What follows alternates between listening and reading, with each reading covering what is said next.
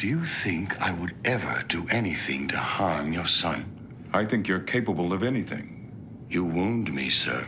In screenwriting, generally one of the most vital pieces of your story is the characters that populate the universe. Whether it's the protagonist or antagonist, how these people are crafted will impact your tale. One of the best ways, and honestly the standard right now, to really forge an individual that is worth anything is to create a baseline of their attributes and then pervert said attributes to one degree or another. This doesn't only make good storytelling, it's how real life works. Both heroes and villains should have noble core values that are ultimately perverted for a story to work well.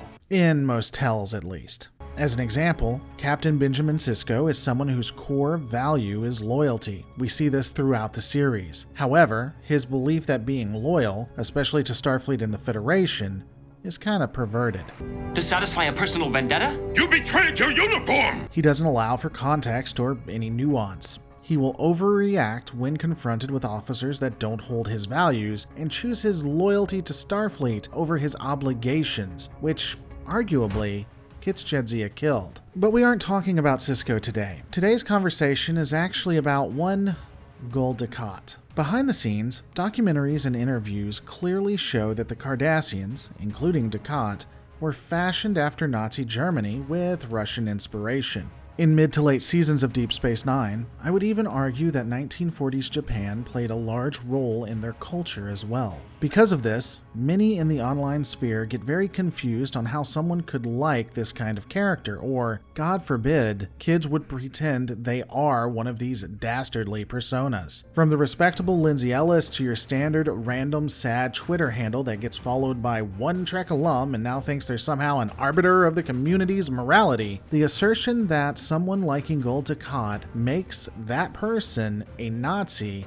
is prevalent. Unfortunately for them, this is a bit of an uneducated take. The truth is, Gul Dukat is worth respecting, actually. In order to understand why someone might respect the character or want to be him, let's look at the base core values of Dukat. Now, I'll admit there is some debate to what they are, but I'd argue that his core values are likely loyalty, family bonds, nationalism, fairness, if not justice, and ambition. Now, these are all historically good traits, and we'll take a look at them one by one after this.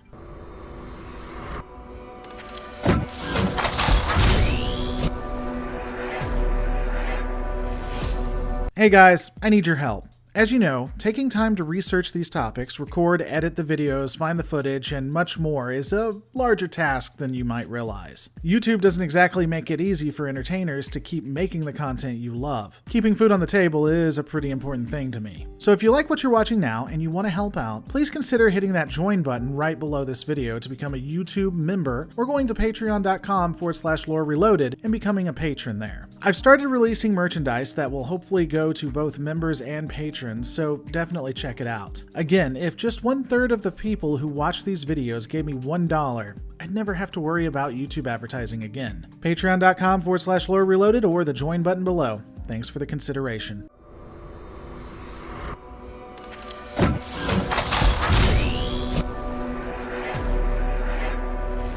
When analyzing Dukat, we know that loyalty is one of his largest identifiers. He is fiercely loyal to those he would consider his friends. Now note I'm not talking about allies, actual friends. Now friends were far and in between when it came to Dukat, but I think one would definitively be Damar. I should speak to you with greater respect.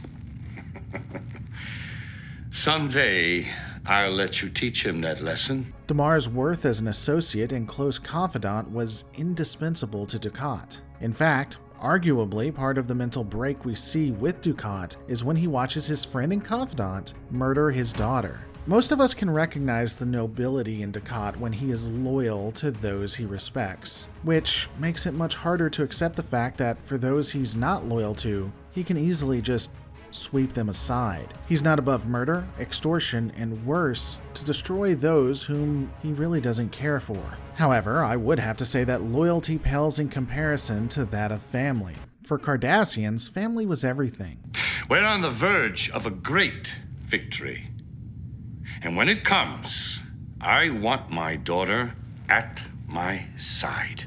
We'll talk more about this when it comes to his nationalistic values, but Dukat did take it to heart. He cared so much about his family and how they would be impacted that he first wanted to kill Zial due to the fact that he thought she would be mistreated, and how it would reflect on everyone else in his household. Ultimately, he accepted her into the fold and she would become extremely important to him. Unfortunately, while I do believe he loves Zial, the importance of the family for him was based on what it looked like, what it appeared on paper, because he believed that's what would make it great, which isn't really how families worked. And that brings us to nationalism alongside justice. We're going to combine those for the sake of levity. I ordered 200 suspected members of the resistance rounded up and executed.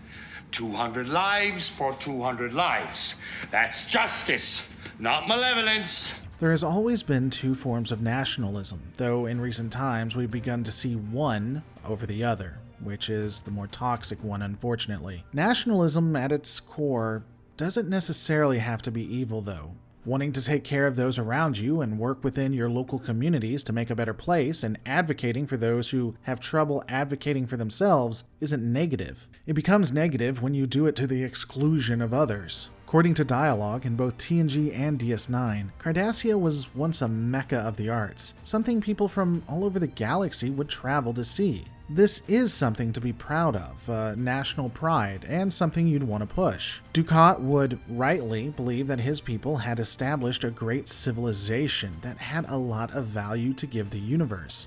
However, he would believe it so much it would become toxic. He believed that Cardassians should be leading the galaxy, not participating in it. This is a problem when you think you're better than someone else and ultimately leads into justice. Justice, generally, is a good thing. I do think there are some caveats when it's good or not. It is debatable. Not every circumstance means you need ultimate justice. But make no mistake, Gul Dukat is just. It's just his nationalism informs what justice means. When Bajorans would kill Cardassians, he would simply murder a Bajoran. A life for a life. In theory, this is equitable. But that's only if you remove the context of the situation, that the Cardassians were invaders. He had rules and he held them sacrosanct, but he also believed that Bajorans were lesser than Cardassians and thus justice would be doled out in a different form. After all, if something isn't Cardassian, is it really worthy as much respect? And lastly, we have ambition.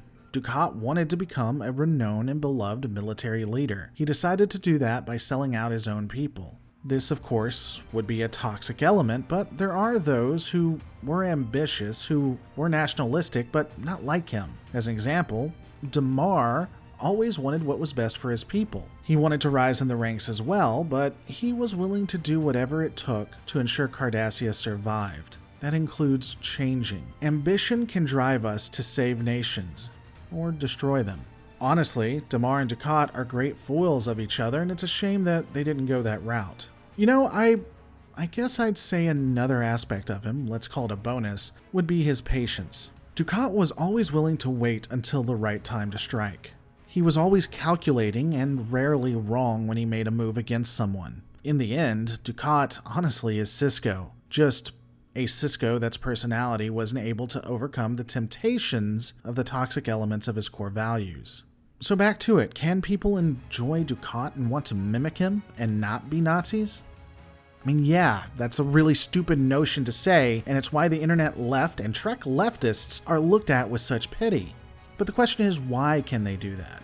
Why can they respect a person, or even as a kid want to emulate it, and not be bad?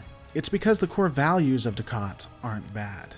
And when they decide to like the character or emulate them, they're looking at the aspects that twisted that persona. Maybe they're better understanding what made Dukat evil so that they won't, in real life, be evil themselves. But these are my thoughts. What are yours? Don't forget to comment, rate, subscribe, and I'll see you on the next Lore Reloaded.